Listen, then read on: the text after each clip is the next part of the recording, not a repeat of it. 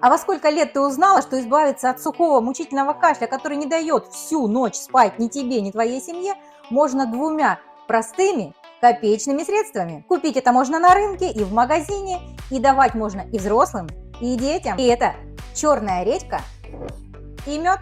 Вырезаем углубление в черной редьке.